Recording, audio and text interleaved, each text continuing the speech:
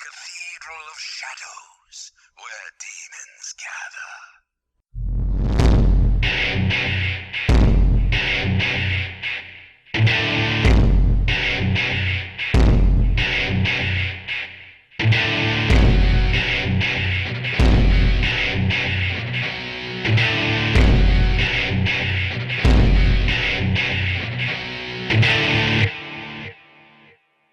Hello, everyone. Welcome to the Cathedral of Shadows, a MegaTen podcast. I am not Katsu. I am not Rasen. Yes, here we go. We are finally doing the episode everyone's been waiting for. We're going to talk about the bullshit with Persona and Mainline SMT and why everyone that argues about which one is better is a horrible person. Anyways, we have a lot of news actually to cover first. The first thing is we are no longer probably going to be posting the links to our episodes on our MegaTen, mainly because I feel really bad for spamming the front page. There are a few times where there will only be like one or two links in between each episode of Cathedral of Shadows, and I feel kind of bad about that. So I made our own subreddit, so everyone with the Reddit account can go there and subscribe to that, and I'll post each episode. Or, you guys without Reddit accounts can make them, then chat and have fun. Yes, have fun. The only person Have some subscribed to drinks. the subreddit right now is me, so you guys should, Aw, yeah, you guys should get on that. Subscribe to all up in that. So I don't use Reddit as often as I should, so I should probably make an account and now you have a subscribe. reason to. Yes, I have a reason to now. They make you a mod and everything. Yeah. So that will be there, and then of course you can talk about your favorite COS moments, of which there've been like Quite a bit, nine actually. episodes. Yeah. Yes, 9 episodes. God, actually, I'm not gonna lie. This week, Yeah. on my way to and from school, I listened to every single episode we've done. And it's Wow. pretty good. I like Yeah. what we've been up to so far. So now all we need is a fan wiki. Yeah. Like it could have like quotes sections and Rasen fucked up because he referenced this, but this isn't actually a thing, and various trivia. Like someone could hack into Then my we can computer. then once we get famous enough, we can have our own spot on Giant Bomb. Oh God, that That'd be amazing. that would be really awkward. Um, Yes, it would. Awkwardly amazing. yes. So get going on the fan wiki, guys. No, anyways. So, um, that's all we want to talk about. Just some housekeeping stuff before we get into the actual news. So it's r/COS podcast. Go find it. I'll link to it in the description, of course, as I usually do. So, uh, not only do we have our own little site of sorts, there's another SMT site that is recently launched that's actually really cool called smt-dds.net. It kind of aims to be the Cerebi, if you are familiar with that Pokemon fan site, of the SMT fan base. They have a lot of compendium info for the games so far, and it looks like a really amazing source. The reason for this being more so because the mainline, the MegaTen wiki, usually isn't that great for gameplay stats for a lot of the older games. Yeah. So this All guy, the in-depth stuff and strategies and all that. yeah, so this guy is the admin of the site, is taking charge, and he's compiling all these tables and awesome information to help you on your quest through all the Shin Megami Tensei games. And he also posts about news and stuff. There's a little bit he's posted about Tumblr fan translation stuff for If and the MegaTen 1 and 2 remakes for the Super Nintendo, it looks like. So it seems like a really nice place for the more obscure MegaTen news going on. Yeah. So shout outs to that guy for being awesome. Right now he has compendiums up to SMT if. He has a Nocturne compendium as well. I'm sure later down the line he'll add SMT IV Yeah. and Strange Journey. He'll probably get into other games, Yeah. probably. I'd imagine, but Who knows? Get that SMT9 compendium done, bro. No. Oh God. Have fun tracking that information down. But yeah, so go there. The link is in the description as always. And then we have our two big pieces of news that we need to address. So the Yeah. first one being someone on our MegaTen linked to a picture of the the Persona reveal site that everyone's been freaking out over. Yeah. And he posted an image that said this was what was I saw this for like 10 minutes and then it changed back to normal and I took a screen cap of it though and all this other stuff and it was just a image that said like Persona 5 in like this like little bubble and had Yeah. some It was like Persona 5, 2014, PS3, and then like some pictures that weren't loading and all that stuff. yeah, and there's like some anime like silhouette artwork on the side and everyone lost their shit. I actually Everyone freaked the fuck out. On Twitter, people were saying this may be fake, this may be real, but here's this, and like my entire timeline was full of people just freaking out over it. Um, it gets to the point where I finally, I'm not sure where everyone's getting it from. Everyone is just linking the picture, and then I'm like, oh, this guy on Armega 10's the guy who posted it. I sent him a private message. Hey, we have a podcast called the Cathedral of Shadows. Would you like to be on? He You responds. discovered Persona 5. Yeah, and this was his response. Hey, I love your guys' podcast. My English is very bad. And I'm like, okay, that's kind of understandable though. But then he gets really defensive, like midway through his message, and he says, like, I don't know why you guys would want to have me on anyways. I just found an image, or he's like, I just found a glitch in the reveal site or something like that. Like he really didn't want to be on. So it's like, that's suspicious. Really defensive. Yeah, he did not want to be on. Sure enough, an hour later, after I get that PM back from him, Someone on NeoGAF. yeah, someone on NeoGAF proved it was fake. So fuck that guy. Russell for thousands of Persona fans, Jimmys were rustled that night. Yeah.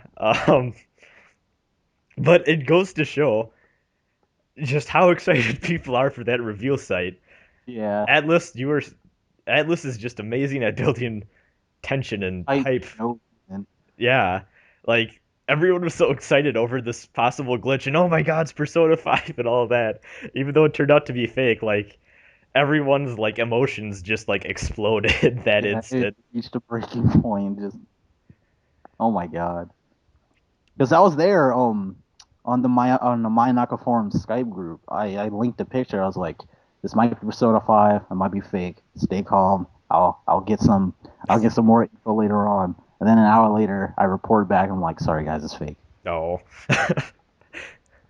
The thing that kind of got me at first is the guy, because I looked at the guy's Reddit history and he literally made an account just to post that, and I wasn't sure if maybe he just didn't have a Reddit account before and he didn't know where else to post it, so he made one because like his name was like some Japanese like stereotypical anime-ish name type thing. So I'm like, okay, this guy could have just made an account because he found this and had nowhere else to post it, or it could be fake. So I was half and half until finally NeoGAF came out. Well, I should say I was half and half until I got the message back where he really didn't want to be on. I was super suspicious. I was like, well, like, kind of suspect. well, yeah. Well, he was like, I'm not sure you guys want to have me on. I didn't even do anything that great. And it's like, no, like the average person, if they found this, would want to have their claim to fame about their success, no matter how horrible their English may be. Yeah, but like, yeah, I found Persona 5. Well, like if I totally would have been fine if he just said, "Oh, my English isn't that great." I would be like, "Okay, that's understandable. You don't want to be on." But when he like went more in detail about why he didn't want to be on, I'm like, "Okay, this guy is full of shit." So, so that happened. Oh, I gotta love the internet and how excited everyone gets for silly reasons. So it happens. Actually, this happened right after we posted last episode, like literally the day after. Break Record has been delayed from fall of 2013 to. I think it's just spring, isn't it? Like the first half of next year. Yeah. This isn't surprising because let's be serious, fall is almost over. anyone who didn't think this is going to happen is probably fooling themselves. But Yeah. yeah, the issue they cited was um, they said there's quality issues, which can be either a really good thing or a really bad thing. Because on one hand, it means Atlas is being awesome and fixing all the problems to make sure we get a nice, good quality product before the game comes out. Or it could mean that the development for that game is running into a lot of issues and the final product might be really bad. Yeah. So I hope it's the former, yeah. but only time will tell. I that game, this is the game's second delay now. I think it was supposed to come out last summer and then it got Yeah, delayed it to the fall. was supposed to be in the summer, and then it got delayed to the fall. It was supposed to be in the fall, but now it got delayed to God knows what. Yep. So that'll be great. We still don't have any words on a localization, let alone a European release. Sorry, guys. It'll probably come out in like 2015 for Europe. Yeah. The sad thing is that that has a very realistic chance of happening if Sega doesn't help Atlas with their With the release. localization process. Yeah, so that's unfortunate. Um, I guess that's it for Break Record. I really, Atlas, don't hurt my baby. Love that game. Yeah. Um, Don't make Rasen upset. yeah, I'll cry myself to sleep if I get Break Record and it's just a glitchy piece of poo. Yeah. I'll never forgive you. But I guess that's it for our news. So do you want to get on to our glorious topic that we have on hand? Let's see. Is there anything to talk about? Yes. Nope. That's it. Let's get to the topic at hand. Oh my God. This is the episode everyone's been waiting for. I'm sure of it. So you know how Persona 5 is right around the corner, and well, yeah, it's inevitable. Persona 5 is going to happen. We just don't know when. Anyway, Persona 5 is right around the corner, and judging from the trends of Persona 1 and 2, Persona 3 and 4, Persona 5 is going to have its own thing. There is a chance it will borrow things from Persona 3 or 4 because those were the most successful titles. I don't care what anyone says. Those Yeah. two titles made the most money in the Persona franchise. So. Statistically, Persona 3 and 4 are statistically more successful than any of the other games in the MegaTen franchise. There's no denying this. So Atlas is going to stick to their guns somewhat, and they're going to borrow things from Persona 3 or 4 and bring in new stuff for Persona 5. So naturally, there's going to be some kind of riff within the fan base, like how when Persona 4 came out and Persona 4 Arena and Persona 4 Golden, a whole bunch of people were like, "Oh my God, I'm tired of all this Persona 4 milking," and then other people were like, "Hey, Persona 4 is popular. They're just doing what works and all this stuff." It was a mess. Yep. So the big issue is the idea that there is a gigantic civil war in our fan base between Shin Megami Tensei, the main series, and Persona series. the spin-off. Now, what I find even more hilarious is that usually people on either of these sides, usually when people refer to Persona fans, they mean Persona 3 and 4 fans. Usually yeah, when that's the yeah, they don't even group Persona 1 and 2 fans because yeah, it's this weird thing where like the mainline fans have adopted Persona 1 and 2 now almost. Like yeah, they adopted Persona 1 and 2 into their little family. and it's even more fractured if you get into Persona 3 versus Persona 4 or Strange Journey versus Nocturne versus SMT 4. Like there's like within both of these groups there's things to argue over and it's just the most splintered and horrible thing. Splintered nasty thing I've ever seen. It's really bad. Why can't we all get along? Yeah. This is honestly one of the most depressing things I think being a MegaTen fan, you have to go through is you're trying to tell people about how awesome the Megami Tensei franchise is, how great they are, and then that person goes and looks up like a game of FAQs or Reddit thing, and then they see people shitting on each other, whether or not Persona is otaku garbage or whether people that like Shin Megami Tensei are elitist douchebags, and it makes everyone look like a 5-year-old.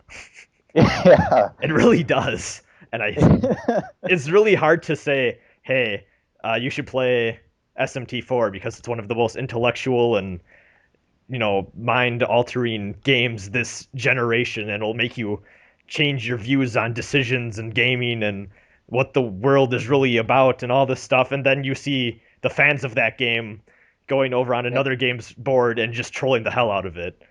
They're like, yeah, SMT IV is far superior to SMT Nocturne. More characters. It's not great. I think the main problem, because this wasn't an issue until I want to say Persona 4 came out, and I think the reason behind this is because Persona 3 and 4 appeal to a wide audience of people. Mainly the anime community. Yeah, and previous titles, they had a much more narrow appeal. Yeah. It was like mostly focused on the older crowd, the more intellectual crowd, who could make sense of the story of what Little Atlas gave of the stories in each games. And then here comes Persona 3, and you have a fully fleshed out story, fleshed out characters, and they also happen to be steep in the anime tropes, and they ate that up. Yep. That's what it gets into. It gets into the point where everyone bought Persona 3 and 4 that was a major anime fan, and they basically used it as an excuse to live their own anime high school life simulation. And like that's fine, but then there's people. That's if you want to play Persona 3 and 4 for that reason, go ahead. That's no one's stopping you. Yeah, I know several people who only picked up Persona 3 and 4 just because of the dating aspects. Oh, absolutely. That's totally fine too. I see no issue with that. I don't think anyone does. Fine. The issue I think happens when there are the certain bad apples in that community that go into discussions of let's just say with like Persona 3, there's these heavy-handed topics of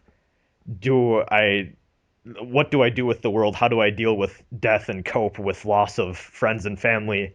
And then there's that one guy that goes on in and says, I don't care about all of these deep themes or symbolism or the gameplay. All I care about is my waifu Mitsuru. Yeah, I was about to say getting that S-Link S-Link 10 with Fuka and getting that dark scene where the screen fades to black and they bang. Screen fades to black scene, and like it was made even worse in Persona 3 Portable when with the female route.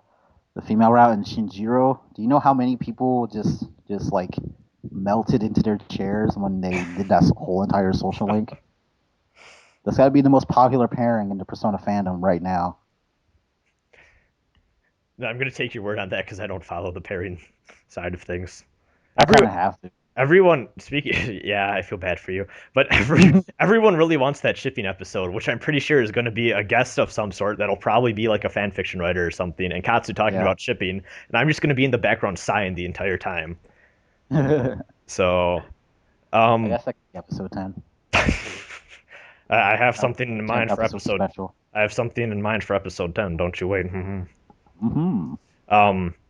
But I think that's where the issue comes in. Is there's a lot of people that want this like they could care less about the anime stuff. They're there for the religious stuff. They're there for the morality stuff. They're there for the solid gameplay. And then there's people that are there for the more anime storyline and characters. The anime side of things, and the whole dating aspect, and the waifus and the waifu wars. Yep. And if there's anything this generation of gamers has taught us, it's that if someone likes something for a different reason than you, or if someone doesn't like something that you do, you have to fight about it, of course. Yes, you have to fight about it over the internet. Keyboard warriors. Keyboard warriors. It's the most ridiculous thing. Like, I don't care if someone plays Persona 4 just for, like, just for the story and plays on the easiest difficulty just because they want to get through it. I don't care if they don't like Persona 2 because of the gameplay or the story isn't as anime-y. Like, that's fine. That's their opinion. I can't change anything about that. But at the same time, when those people start yelling at me for liking SMT 4 or something like that, then that gets like depressing. Everyone's just attacking each other over personal opinions that it's just stupid. It Yeah. really is. It's like the people who, and I know this is not everybody. We're just overgeneralizing. Oh, everything to absolutely make- not. It's just the vocal minority. Yeah, we're just overgeneralize anything for the sake of making things easier Yeah. to wrap your heads around. But anyway, it's like when when someone who plays Persona just for the dating and the anime, and they go into like SMT Nocturne because they hear all these other Persona fans who say, "Oh yeah, Nocturne's pretty amazing. You should totally play it." And they go play Nocturne. They're just like, "What is this? This isn't good at all. How dare you tell me to play this game?" And then they just rage about it on the internet. And then the other Persona fans who play for the story and for the SMT themes get mad at them, and it just sparks a war. Yeah. Well, there's also the idea too of the SMT elitists, as they're frequently called on game FAQs, which I guess I was kind of part of, mainly not because I hated Persona, just because I trolled the Persona fans a lot on that board. But I got over that in a little while. But there's a lot of SMT fans that just outright hate Persona 3 and 4 to the point where it's almost xenophobic. Like Mhm. like there are people that say, "Oh, this game is just too anime-y and it's too Japanese and all this other stuff," and it gets almost a little racist at points. It's kind of Yeah. creepy. They Also, just really dislike Persona 3 and 4 because of how it drew in the anime crowd, and like the stigma that follows people who like and watch and participate in anime cons and all that. It's like now the stigma has invaded their franchise and they feel threatened. yeah, I've something that also bothers me is that the SMT elitist side of things also tends to view newcomers as just trolls or idiots that aren't allowed in the fan. Like, they treat it like an exclusive club, which really Yeah. pisses me off as someone who has done so much for this community. Well, I guess not so much. I'm making myself seem a lot better than I am. But for someone that has tried a little bit, I put some effort forth, and getting new people into this community and making them feel at home, or easing the transition into the first SMT game. I am pissed, I guess, with the amount of people that dogpile on someone that asks if SMT4 is like Persona and assumes they're a troll. Yeah. Like, SMT4 like it's not their fault that they compare it to Persona. It's like, Persona is what everyone knows. yeah, Persona is what everyone knows. When people think of Atlas, they think of Persona, at least in the West. They Yeah. don't think of SMT Nocturne. They don't think of Digital Devil Saga. They think of Persona. Like, if you go to any IGN article, about Atlas, they'll say Persona developer Atlas Yes, they has will. done this or done that. Absolutely. And that is the main that's the main thing right there. Persona is the thing with the branding appeal. That's Yeah. what everyone knows. So if someone goes into, a Digital Devil Saga boards and then they say, "How does this compare to Persona 4?" or something like that, it's not like they're trying to troll. I, they're just I guarantee asking a question. you that they aren't trying to troll. Yeah. Um. They're just asking a question because they know Atlas is like Persona's their biggest thing, and then they see all these other games, and they're like, "How does this stack up to Persona? I should ask somebody about it." There's also the idea that both sides of this stupid war cringe. Um. There's this common thing people do where they'll say, "Oh, Persona needs to be more like SMT," or "SMT needs to be more like Persona." How many, posts have you seen where someone complaining about SMT4 because it doesn't have social links? Or how many, people have you heard say that Persona 5 needs to have law versus chaos and all this stupid stuff like that? Yeah, The games they are don't need separate to for a reason. borrow they don't need to borrow themes from any They don't need to borrow things from each other because Persona has its own demographic and SMT has its own demographic. And I feel like I'm half and half on how Atlas is how Atlas is approaching the SMT series. Like they're not trying to broaden the what's the word I'm looking for? I'm not sure. Appeal? I don't know. You're on your own. Yeah, I don't know what word I'm looking for here. They're not trying to broaden the fan base. I'm just gonna use Okay. fan base for that. They're not trying to broaden the fan base or create a new install base. They're just doing what works because chances are the people who pick up SMT games are SMT fans. Yep. Absolutely. So, but when it comes to Persona, they're like the Persona games. They appeal to everyone, and that's one of the biggest draws to the Persona series because anyone can pick it up, from anime fans to people who just want a solid dungeon crawling RPG. Like IGN has rated Persona 4 Golden as the best Vita game, and people still ask that people who don't play RPGs at all ask should they pick this game up, and people tell them time and time again, yes, pick this game up. It's amazing. One thing going back to how people demand that each series borrow from one another, that gets more ridiculous when you realize that Persona is a spin-off for a reason. There's no point in making it a spin-off or a separate series if they just do the same thing again. Yeah, There's like they're already separate. Why make them together again? That's going backwards. They're each yeah. their own thing, I think and they that's should something stay that their own thing. yeah, I think that some people forget is that Persona is a spin-off of SMT. That's something that people completely have forgotten over time.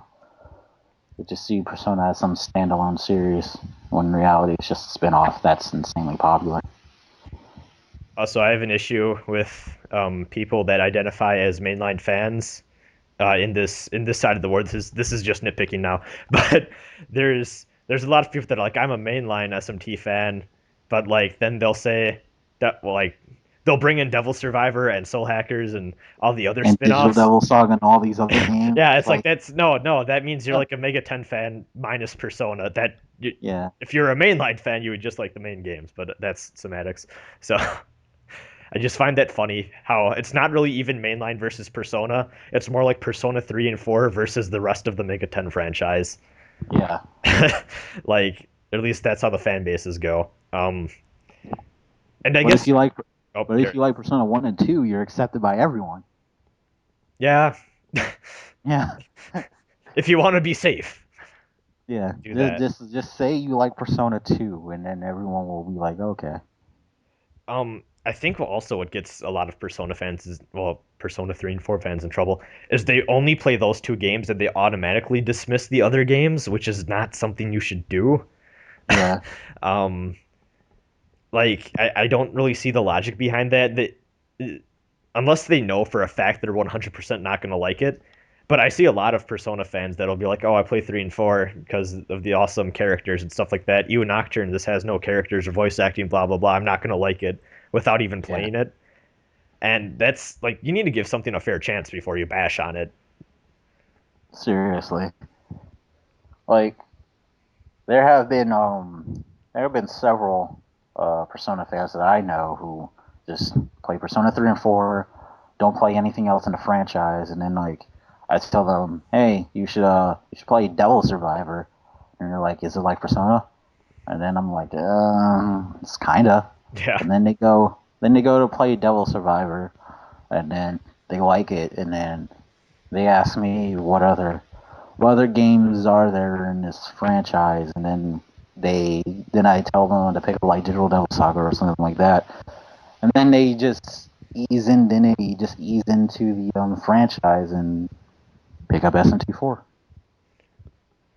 That's the way to go about doing it, people. I mean, if you know Yeah. someone that likes Persona 3 and 4 and you want to get them into the franchise, give them another game to play. Probably, I'd say Devil Survivor is actually a great place, either one of them, because they're kind of a mix between the main series and Persona. And Persona. Yeah, it It has has themes the from both.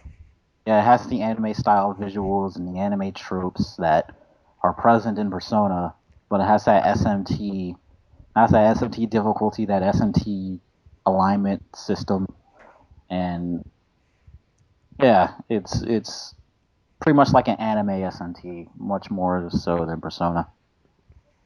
Um, I think another issue that this isn't really an issue. I just find this hilarious. Is people that argue, well, Persona is an SMT. Like you know that whole thing where Persona doesn't have the Shin Megami Tensei label in Japan, so people go, "There's an SMT" when people refer to Persona as an SMT game, and all that whole fiasco with the North American branding for everything Yeah, in the MegaTen franchise being SMT. I know why they did it. I know why they did it. Well, It's it's for like, branding. yeah, it's for branding. It's to make the branding stronger. Which they finally fixed with Yeah, Arena and Golden, I think. At least here, let me get my copy of Persona 4. Yeah, there is no Shin Megami Tensei label on this box. Um, I'm pretty sure Golden is like that too. yeah, But Gold does have an SMT label. I think that kind of adds fuel to the fire because there's these so many there's just so many people that like, well, Persona doesn't need to be Shin Megami Tensei, it's so much better, or oh, Persona is inferior because it doesn't have the label, and people argue over just like naming. It's kind of Yeah. petty. It, by that point, it's just people arguing for the sake of arguing. Exactly. They just want to get people mad because it's fun watching them rage over the internet, I guess. And I mean, it's fine to discuss differences or why you don't like a game, but you don't need to like hate the people that like it. You can just Yeah. say this is why I don't like it or this is why I prefer one over the other. But when you start doing personal attacks and trolling and stuff like it really just makes us all look like a bunch of dicks. Yeah. Like it or not, if uh, kind of the same reason if I were to want to go and join the Kingdom Hearts or Sonic fan bases, if I have never played those games, and then I look at any Sonic or Kingdom Hearts message board, I'm gonna be scared away. And slowly but surely, a lot of Chances are. yeah, It's like, I know for majority of the Kingdom Hearts fan base, it's just like teenage girls and their yaoi pairings. yeah, which is depressing. But it slowly but surely, a lot of Mega 10 places of conversation are kind of becoming that. I mean, they're not awful like a lot of other JRPG boards and fan bases, but it still makes us all kind of look like dickheads at the end of the day. Yeah. Like, I know this video is probably not going to stop much, but please, if you're listening to this, think twice before you're trolling. Even if you're just doing it for fun, you don't really mean it. At least think about what you're saying before you post it, because people from an outside perspective aren't going to understand, and they're just going to think, oh, Especially when SMT Cross Fire Emblem comes out.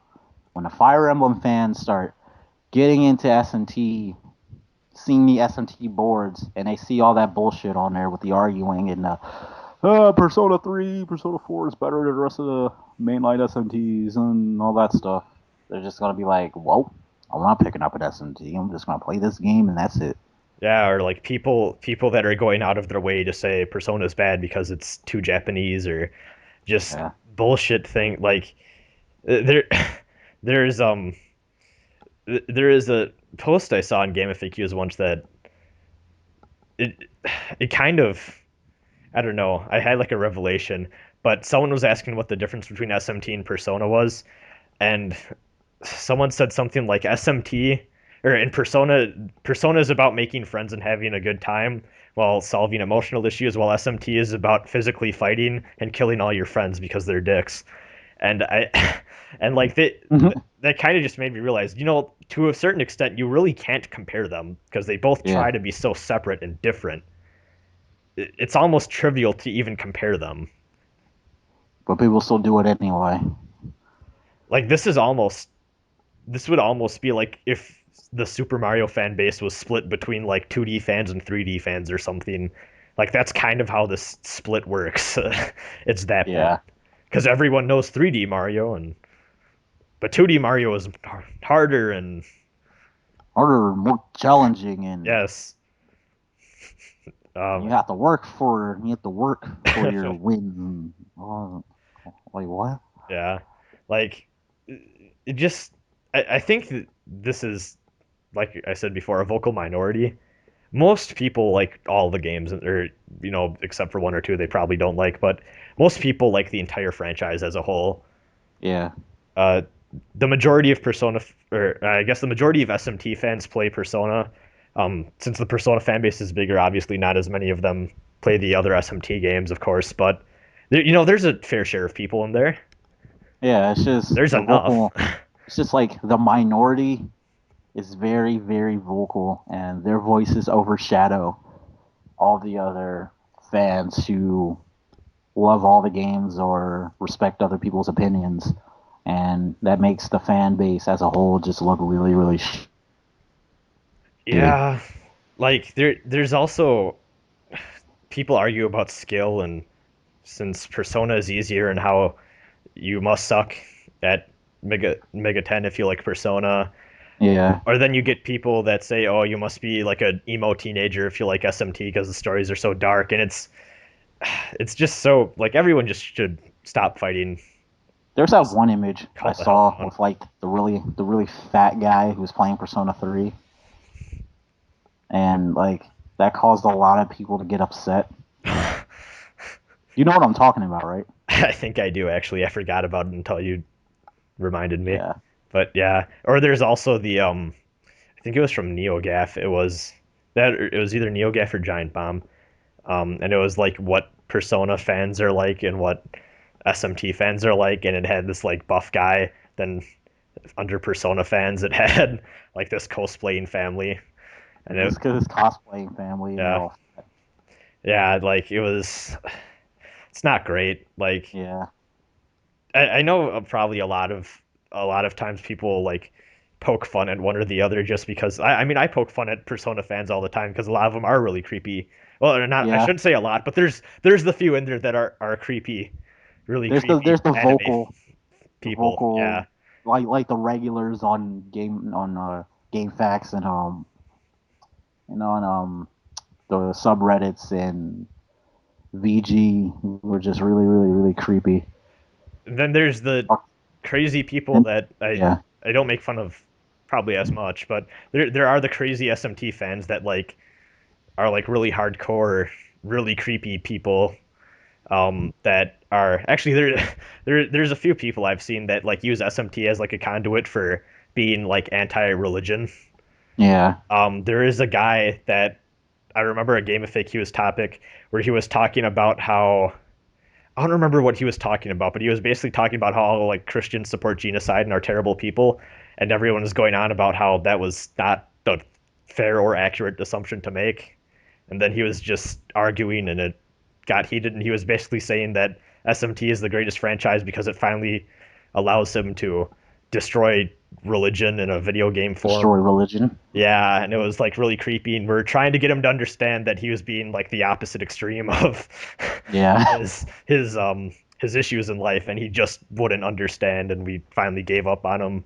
But there are a lot of creepy people on both sides that make everyone look I bad, know. I unfortunately. know. On like the Persona side of things, there are like some Persona things on I think of like on Tumblr and on Facebook that talk about their real life personality issues and how they can escape to the persona universe and be a completely different person, and now like in their real life they have no friends and they're just going to die a virgin and all this stuff, but in persona they could be this really cool guy. And there's people who talk about how like persona saves them from committing suicide and Oh all God, this edgy stuff, and I'm just yeah. like, Like I there don't is, want to. Like it's cool that a game can do that to people, but when you hear it so much, you're just like I think something that probably fits in with MegaTen more than any other game is MegaTen games pull at your emotions and your morality and what's right and what's wrong. And I think that kind of gets into people's opinions of criticisms of the games. Yeah. Like, it's very easy for you to like play through Persona 3 or 4, SMT 4 or something, then be like, wow, that game like changed me a bit as a person because of the messages and themes it has going behind it.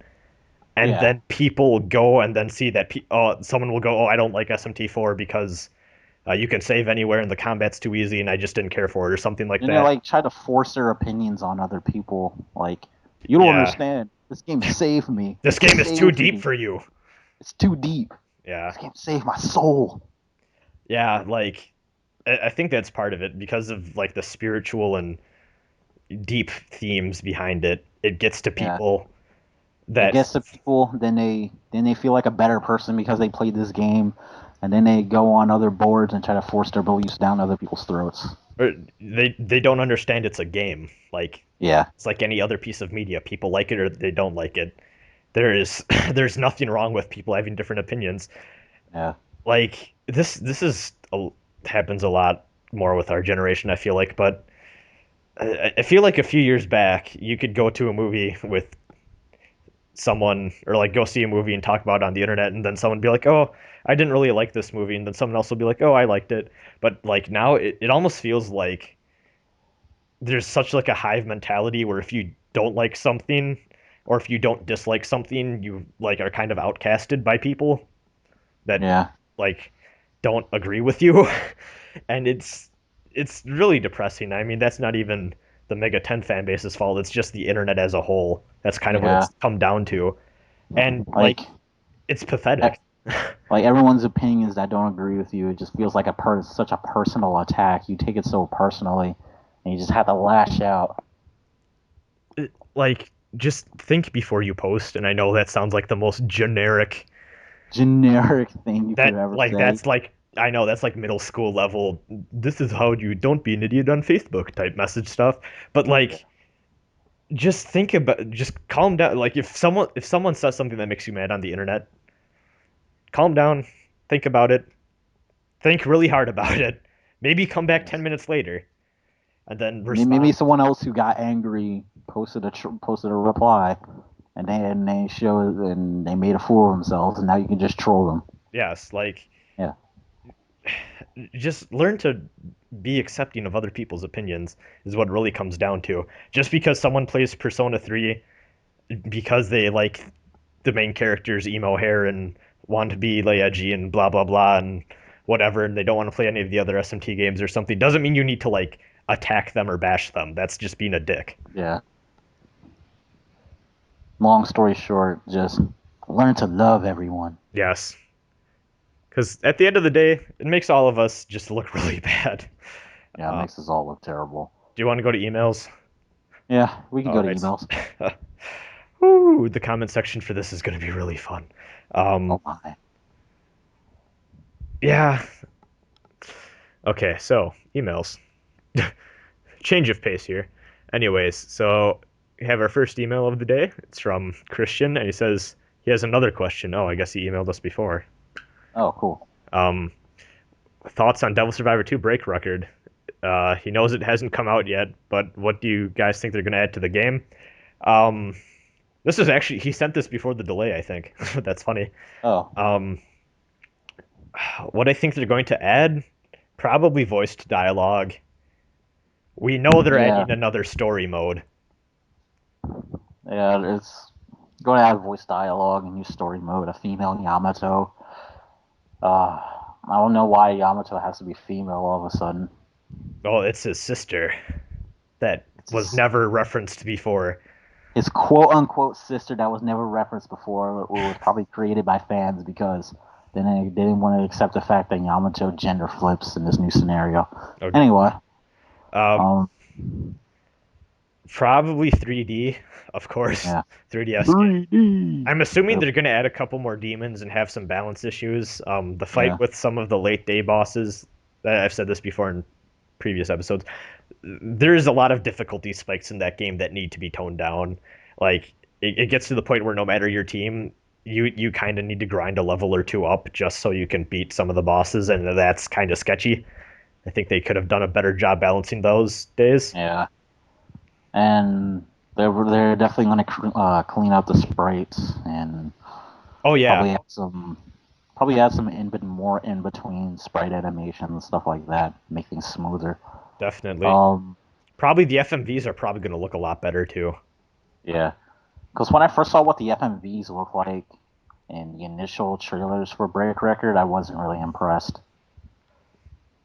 Yeah, those were Yeah. odd. I wish they just use animated cutscenes. I don't know why they decided to go with this pseudo 3D thing. It looked kind of. Who knows? Maybe it's a stylistic choice that we haven't fully seen yet. It's hard to tell because we know so little about the game, what's going to be in, what's not. Yeah. But Overclocked is a good, template to go by, and we saw what they did there. So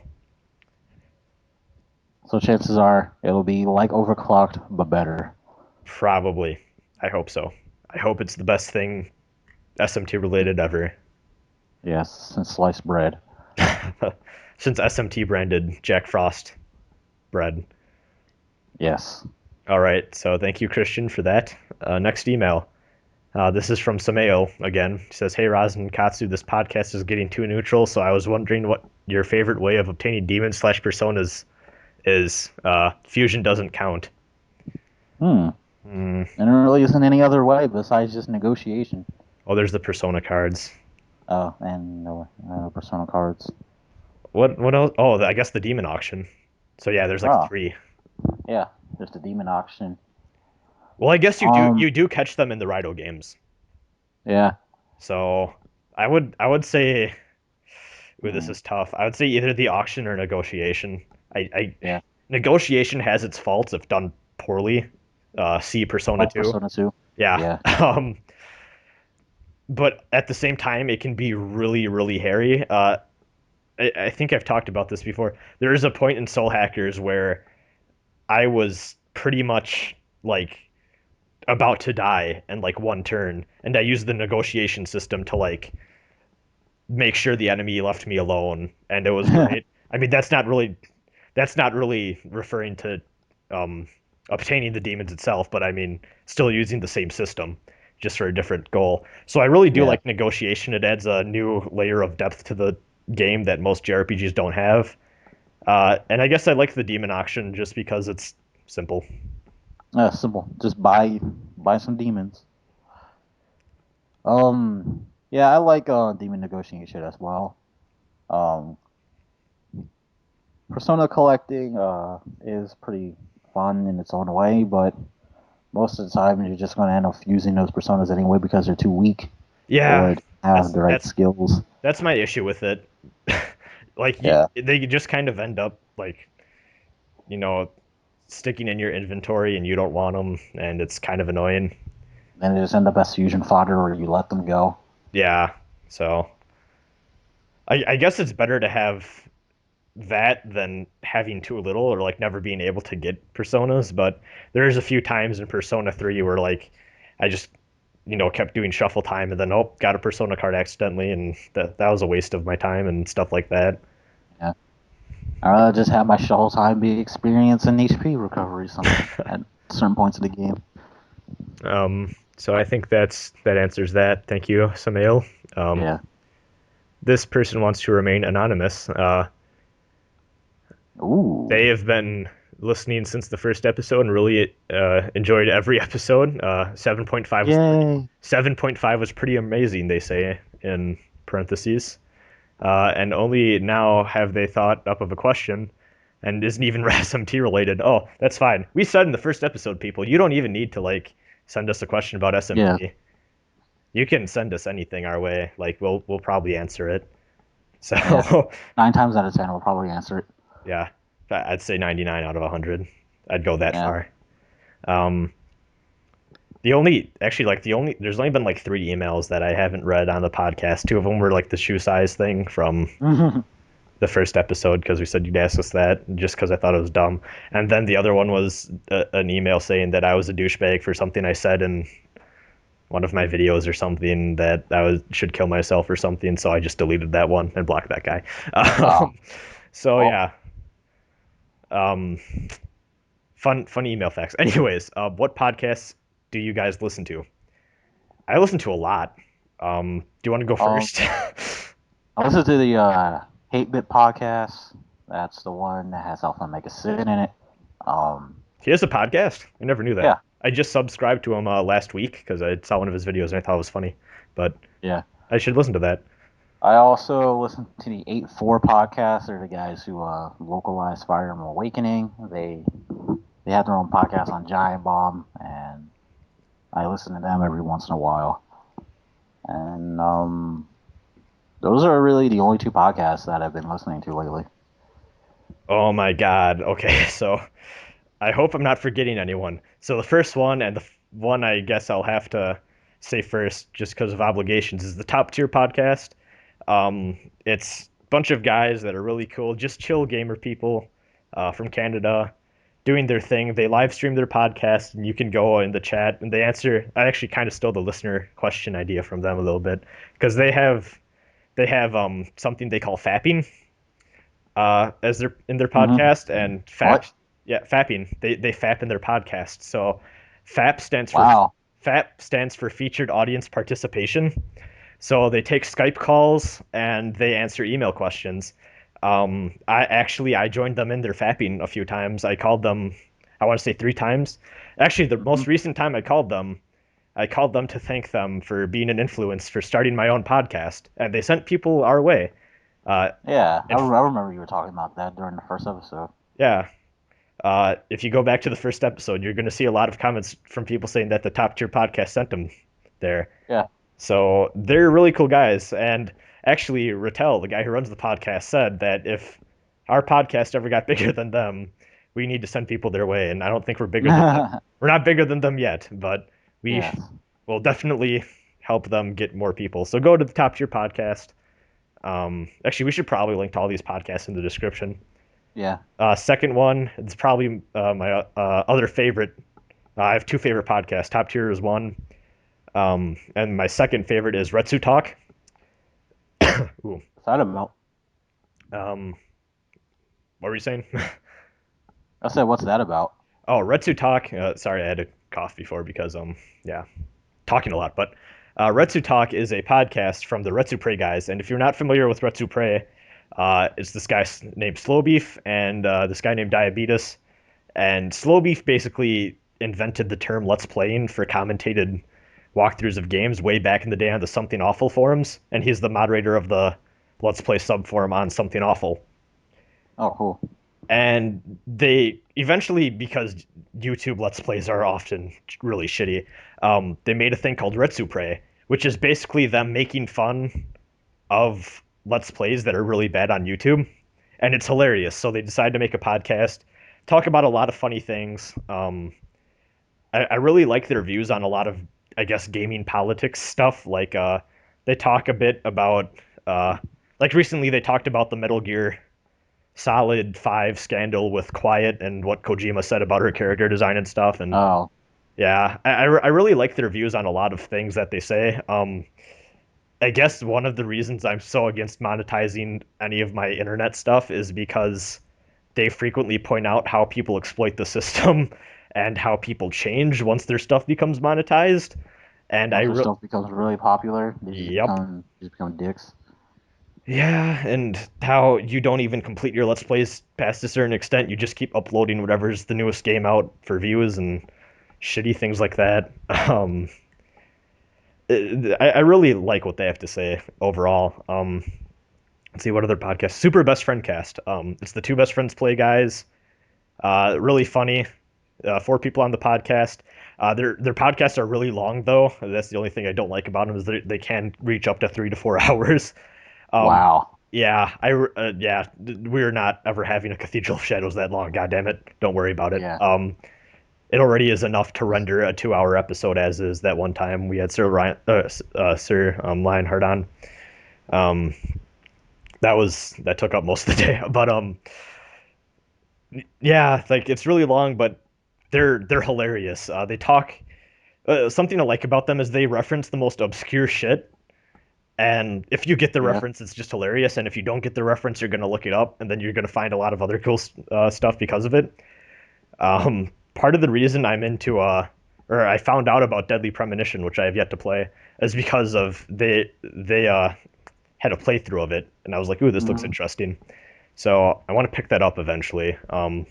Overall, really cool guys, and I think that's where I'm gonna end it because there's like four more, but those are the main three I listen to. Whew! Thank you, Anonymous, for this question. I need a fucking drink. Yay. Um, yeah, I hope that was enough. I think we listed off 5 podcasts there. Holy shit, I'm tired. Um, so So who's next? this is from Jordan. Also, thank you, Anonymous, for that question. This is from Jordan. Jordan asks, has a boss in any SMT game ever made you quit it entirely or try over and over again while being fueled by rage? Demi Fiend and Digital Devil Saga. Nyx from Persona 3. Yeah. I don't want to talk about it. It's okay, Katsu. We're here for you. I don't want to talk about it. Okay, that's okay. Just remember what I told you about the stress doll. Yeah. Okay, so Nyx I hated because I had um actually the only reason I beat Nyx my first time, not gonna lie, is because uh she berserked both my main character and Mitsuru, so they got like 2 turns in a row because that's how berserk works, if I recall correctly. And it was like all 4 of those attacks from Mitsuru and my main character were like enough to kill her, so she kind of killed herself. But I had the like charmed and then Diarahan thing like 2 times, Yeah. and that just pisses me off because it wouldn't be so bad if that boss fight wasn't like an hour or 40 minutes long. That is a really long fight. Ridiculously wrong. Ridiculously long for no reason. They just want to build up hype and 13 suspense. forms. 13 forms. Granted, one of which doesn't do anything, but still, 13 forms. It's really hard. Besides that, no, not really. There is a boss in SMT1. Oh crap, I can't remember. I'm playing through SMT1 again, so once I get to it, I'll be sure to reference it again. But there is a boss in SMT1 that, if I recall, just had really bullshit, like a really bullshit magic attack that like wiped out my entire party, pretty much in 1 or 2 casts. I can't remember who it was. I want to say it was one of the Law final bosses, possibly. I'm not sure, but I'll try figuring out who that was again. But thanks, Jordan, for re-engaging Katsu's post-traumatic stress disorder based on the Demi-Fiend. Yes, thanks a lot for that. This one's from Andrew, and he says, first off, he wants to apologize for the repeat question last time. I completely forgot that he had already asked that. Questions for you this time are, well, first of all, I'm going to say I don't even... If it was a repeat question, then I don't think either of us even realized it, so we probably just answered it again. I don't remember there being any repeat questions, so you're fine. One, with the exception of Demi-Fiend and Elizabeth, who do you think is the hardest bonus boss in the entire series? That's probably Lucifer from Devil Survivor 1, maybe? Lucifer was pretty... Yeah, he was pretty hard. I'm not one for bonus bosses in general, so that could be why, but... The Raito... In Soul Hackers?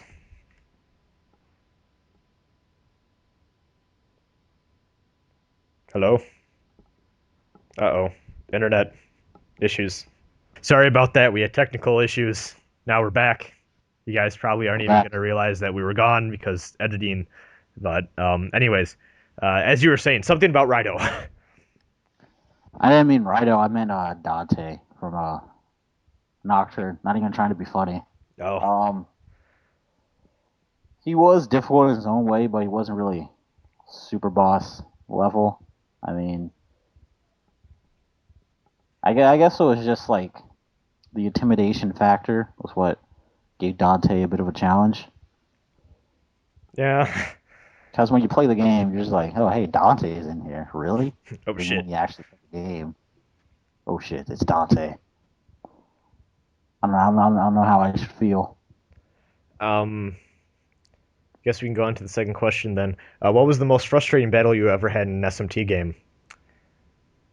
Aside from super bosses, Some of the puzzle fights from SMT IV really pissed me off. Like the challenge quests you get from burrows. yeah. There's only like one solution. Those kind of made me mad at points. And then when the quest where you have to go, it was the quest throughout the entire game. We have to go around unlocking all the terminals. All of that. Yeah. There are 2 terminals in Lucifer's Castle and in the Angel Place where you don't get those, You can't do it. Yeah. you can't complete it. And it's like, why would you even put terminals there if you can't even, if you missed them once, it's over? Because like, can you even complete the terminals quest if you go on Law or Chaos? I was about to ask that because you don't go into each respective side's final dungeon. I wonder, someone post that in the comments below because I don't think either of us know. So, yeah, can you complete the terminal quest if you go Law or Chaos? Because you only get access to both if you go neutral. Yeah. Maybe it cuts it short if you do Law or Chaos. Who knows? Or maybe they just decide to be dicks and leave that quest unfulfilled. Yeah. That would be a pain in the ass, because then you would have like one terminal left that you're just hunting everywhere to find, and you can't. You can't because you went the wrong routes. And then 3, which faction do you often find yourself siding with during your first playthrough of SMT?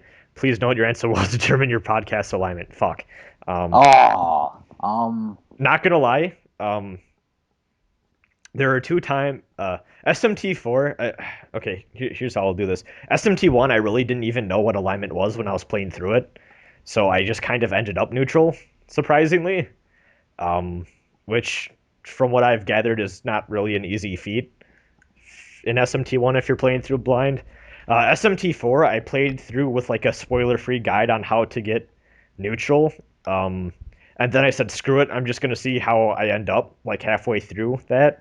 And I still ended up neutral, even following what I believe. So that people usually think I'm lying when I say I get neutral, just because I'm not sure. I think it was because I went left during the passage of ethics when I had like a law character, and it kind of set everything out of whack. And yeah. When I played through SMT IV, I was playing strictly so I can get all the post-game demons. So I went Law first, Chaos. That allowed me to get all of the post-game demons, and then I went to neutral, and I now have access to all of the in-game demons. I still haven't completed the compendium yet because of those fiends. I know everyone's probably going to yell at me in the comments, but Devil Survivor 1, I went with I didn't even think of this. Devil Survivor 1, I went with the path I agreed with the most, and that turned out to be Atsuru's, which is like a weird type of meat. Yeah, which is, did I say Atsuru? Damn it. I'm mixing Mitsuru and Atsuro up. But yeah, I went on Atsuro's route, and I really agree with that, even though I know it has a lot of issues with stuff I don't want to spoil. But yeah, Silent Revolution is the name of that ending, and I actually really think it's probably my favorite alignment like ending in any SMT ever. So there's that. At Devil Survivor, I went on the Jin and what's her name again? The singer? Haru. It's like Haru. Oh, it's just Haru? Yeah. Okay. I went on the Jin and Haru route. First time I played Devil Survivor, I saw a guide on how to get that route, so I was like, yeah, I'll just follow this. Got the route. That's the ending I got. And I was like, yeah. Then I did all the other routes afterwards.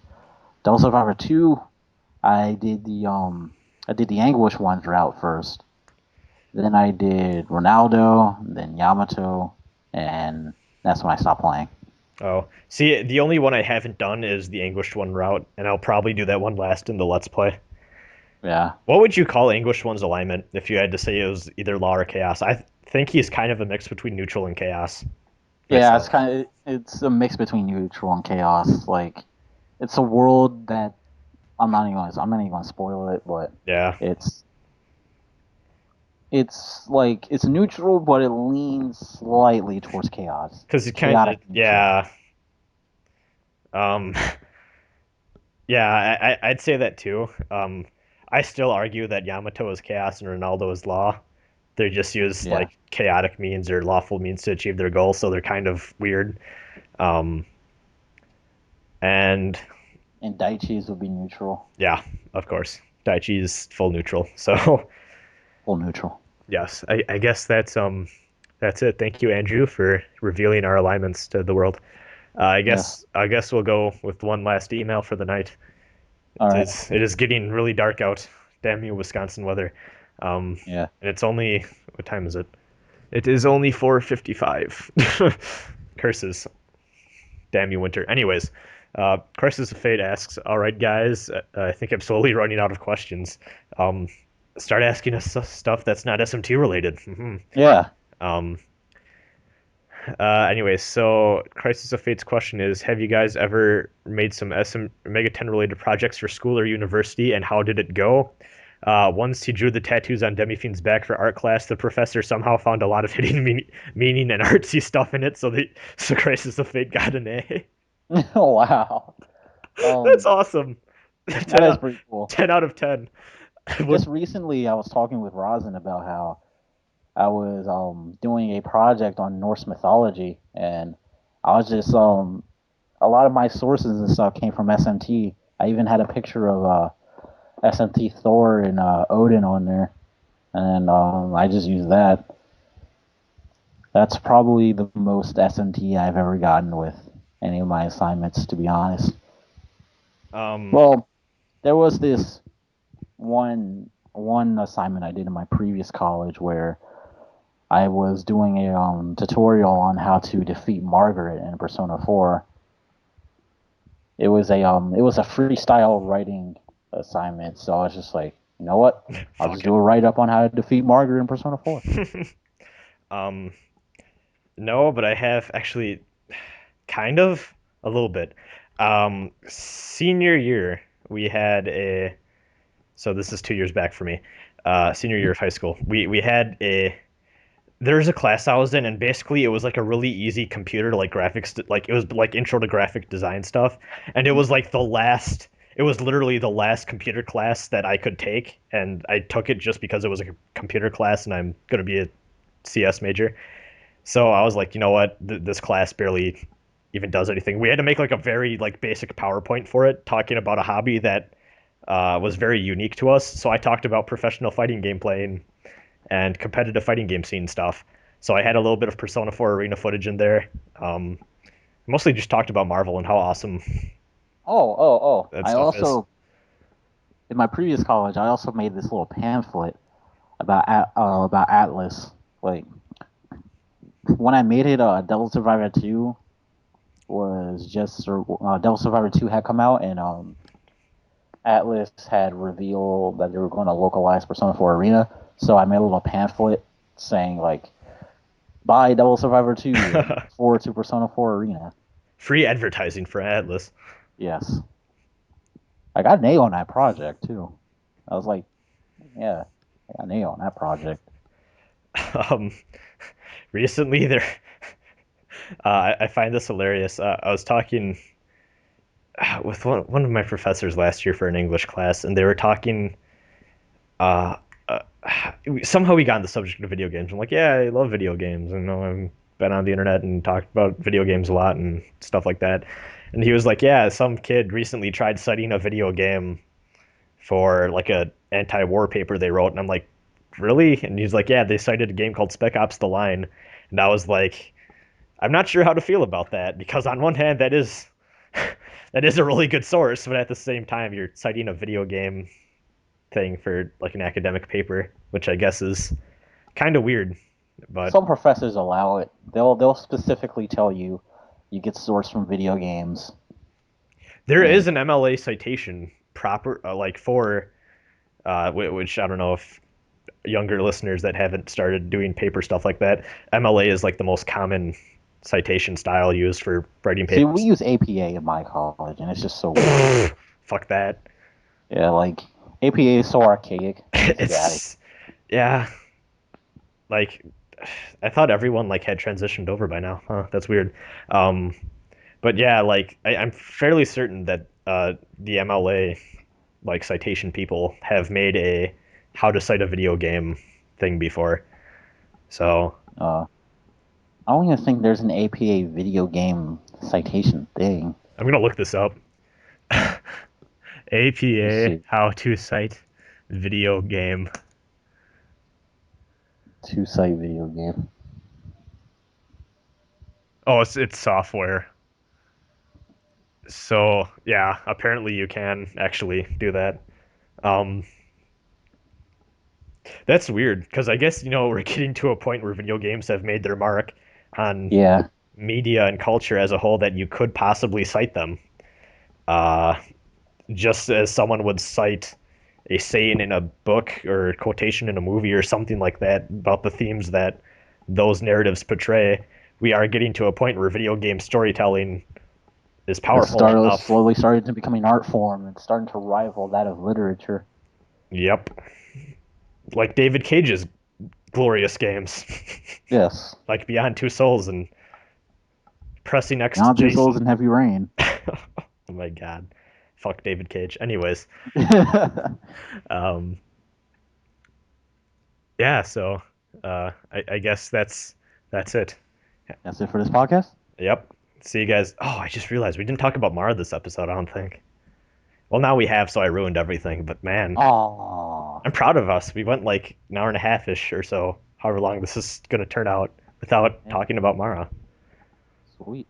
We're making progress, guys. Anyways, I want to close out with our special, and by our I mean mine, because I didn't even talk to Katsu about this, because like I said before many times, professional as fuck this podcast. Yes. I want to do that listener participation thing for you guys that I've talked about in a few episodes, where I want to add you guys on Skype, bring you in for like 10 minutes or so. We can chat about whatever the hell you want, then we kick you off and add someone else, and it'll be good fun. So look for a video on my channel a little later with how we're going to do this, because I don't know how exactly I want to do this now, but Yeah, we should probably do it before Skype gets rid of yeah, the outside functionality. That's kind of why I want to do this. And also it's episode 10, so it's a nice little bonus for you guys. So yes. stay tuned for that. If you don't have a Skype account, you should get one. If you don't have a mic, you should get one, and you want to be on. It'll be great fun, guys. So stay tuned for information on that. Other than that, go to the subreddit, go to all the places we're linking below, such as podcasts and smtdds.net. That's about it. See you guys. See ya.